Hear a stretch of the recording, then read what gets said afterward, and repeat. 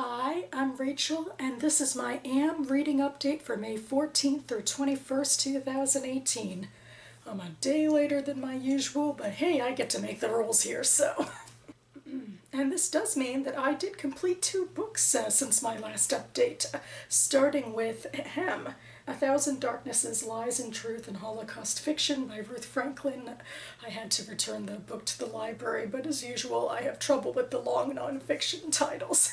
This was actually literary criticism where Ruth Franklin cast her critical gaze on some of the works and lives of several authors that have dealt in the Holocaust, writing from survivors, mostly of Auschwitz, to people who came after, including a lot of German citizens who were born during the war. She also has one chapter that she devotes to second generation and another that she devotes to third generation, that is the children and grandchildren of Holocaust survivors who write.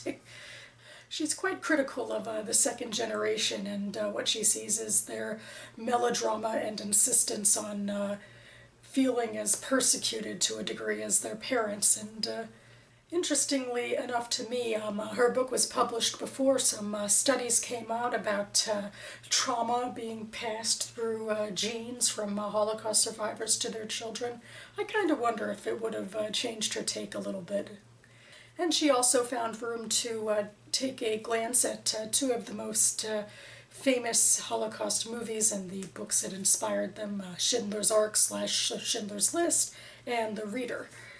And she comes to 2 very different conclusions there. But one of the things that intrigued me the most was I was thinking a bit about Steve Donahue as I was reading this book. I remember in some of his past videos he talked about not liking to be in writing workshops with people writing memoirs, because when he found something unbelievable they'd, come back at him with, but this really happened.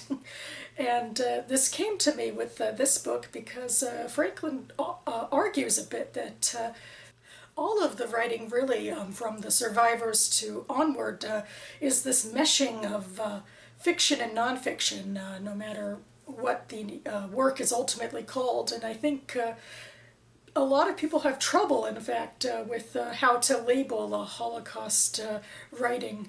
The memoirs tend to dip a little into nonfiction, and then the fiction, I guess, is so based on fact that it's often called nonfiction novels. That's a term she used a lot, and it made me think, particularly with these works that were made by non-survivors. I think in most other cases they'd probably be called historical fiction. I mean, any other historical fiction novel also relies on actual testimony or actual historical fact, and they would get creamed if, say, there was a Tudor novel that wasn't true to the facts of Henry's 6 wives or whatever. And I wonder if here we have trouble with that because of Holocaust deniers, perhaps, and if you call something fiction, they might swoop in. Anyway, it's just something that's really intriguing to me, because it seems like everything, even the memoirs from actual survivors, aren't entirely testimony. And Franklin's okay with that, so long as there's a deeper truth to them. I guess she's also a fiction fan, as I am, talking about deeper truths. Anyway, I wrote myself a long review and had many quotes from the book in it on my Goodreads page, and I'll be bringing it all up again later this month or early next month for my Sammy Roar 2012 reviews. I have 2 other books that I have to finish. I hope to finish soon, and then I will be reviewing all 3 books that were up for the 2012 Sammy Roar Prize. And from there I finished Fahrenheit 451 by Ray Bradbury. I still haven't watched the HBO movie yet. I wanted to finish this first. And I'm a little wary about my reaction because I was underwhelmed by this. I felt like I was being lectured to, and that the world building was really thin. I mean, I got why in this universe that watching this mindless TV was bad for you, but I couldn't get an in into how we got to this stage. Or I don't know, every now and then there'd be little inklings into the appeal of this mass television and the constant advertising. And there was this one scene I really did like where Montag was on a subway and he's trying to memorize the book of Ecclesiastes, and there's this droning advertisement for like dental toothpaste that keeps on you know, butting in, and I thought that was really well done. It was aesthetically just you could feel yourself right there. But other than that, like especially the women, God, Clarice and Mildred were paper thin and you know what they were supposed to serve for the protagonist. And I spent a lot of time wondering how the hell these two people even got married if Mildred is so involved with her television anyway. Like, how is there even social engagement? And why are people so violent if they're supposed to be watching TV all day?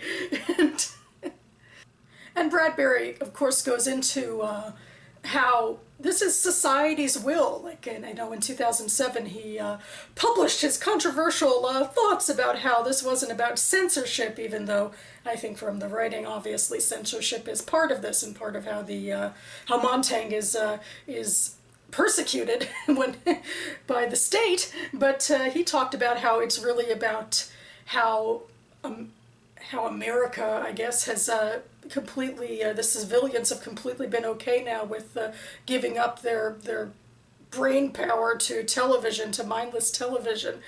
But yet, it hasn't been for that long, because there's still, you know, people who are safeguarding or attempting to safeguard their libraries, and Montag runs into people who were professors in his lifetime, and I just, for the most part, I'm like, where's the world building? And why is everyone speechifying all the time? And I don't know, I just, I feel so awkward about it. I feel like I'm supposed to really love this and really be blown away, and I'm not. And so I think I'm putting off reviewing it, because I think I'm going to go and just go ahead and watch the adaptation and maybe compare and contrast and review them together. I don't know, but this didn't do it for me, and I'm having a bit of a crisis about it. Maybe it's okay for me to dislike a popular book. And meanwhile, I just started Barren Island by Carol Zoref. This is a book that I picked up for my fiction published in 2017 with Jewish themes list of books I want to get through this year. This is a very long book, and it's this sprawling epic about this one Jewish immigrant family that arrives to New York in 1914, and it's told by the matriarch who is about 80, I guess, near modern day. Right now, I've only read a couple of chapters. She's dictating the time before she was born, although every now and then she pulls us into her lifetime to say, you know, well, this is how me and my brother saw these things, or how my parents talked about them later, and yada yada. But so far, the main crux seems to be that shortly upon arriving, the narrator's father and her uncle decide to take jobs on Barren Island, or an island near Barren Island, where horses are taken to be butchered for glue and for grease. So it's seen as a place of barrenness and of death and of ickiness. So the wives aren't so happy about this, but off they're going to go to Barren Island, or I think it's the island next to it, but hey, this is the title. And we'll see what their lives are like throughout the coming decades. And I know that this book was considered for a handful of awards, maybe even won a handful, I think. For the National Jewish Book Awards, it won a Debut Fiction Award, I think. So I'm hoping to enjoy it.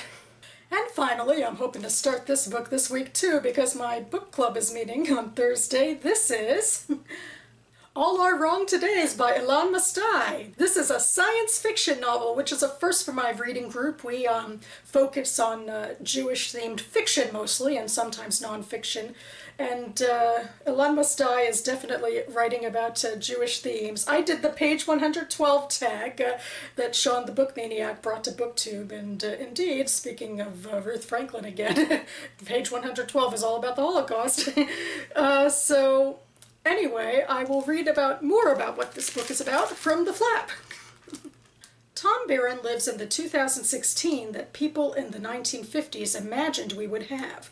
A version of our world where technology has solved all of humanity's problems. I guess that's everybody but Ray Bradbury. He definitely was a bit of a Luddite. Yet Tom can't seem to find his place in this perfect utopia and feels like a constant disappointment to his brilliant but distant father. When the girl of his dreams turns his life upside down, Tom does what you do when you're heartbroken and have a time machine. Something stupid. He finds himself stranded in what seems to him to be a terrible dystopian alternative reality, what we immediately recognize as our 2016, the all-too-familiar real world. Tom is desperate to fix his mistake and return to the 2016 he knows, with its moving sidewalks and flying cars, until he discovers wonderfully unexpected versions of his family, his career, and the woman who might just be the love of his life.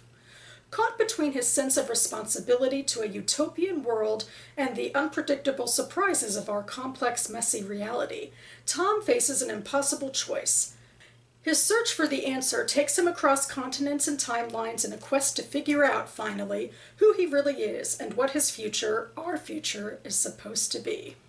All Our Wrong Todays is about the versions of ourselves that we shed and grow into over time. It is a story of friendship and family, of unexpected journeys and alternative paths, and of love in its multitude of forms. Filled with humor and heart and saturated with insight, intelligence, and a mind-bending talent for invention, this novel signals the arrival of a major talent. Well, actually, one of the first things I think of is technically time travel isn't alternative reality travel, is it? And also, in a way, this feels like one of those literary novels where they put a conceit onto it, like because we're really going into alternative paths that we might take as humans rather than something more science fictional. But I'm usually okay with stuff like that. I like thinking about these sorts of questions, so I'm really hopeful for this book, and I'm very intrigued about what my book club will have to say. So that about covers it for me now. Other than my book club meeting, I have a relatively free week, other than work too, of course. I am hoping to do a little more editing to my novella, and for the long Memorial Day weekend I'm going home to visit family, so I won't have a lot of time for reading then, or as much as I'm used to, but hopefully throughout the rest of the week I'll be able to get through these books and more. So I hope you all have productive reading weeks too, or weeks of whatever you plan to do. Thanks so much for watching, and I'll see you next time.